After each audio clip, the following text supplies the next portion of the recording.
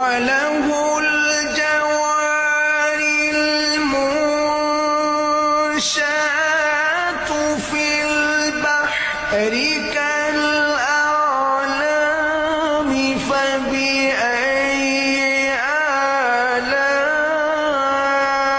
آلاء ربكما تكذبان كل من عليها فان ويبقى وجه ربك ذو الجلال والإكرام فبأي آلاء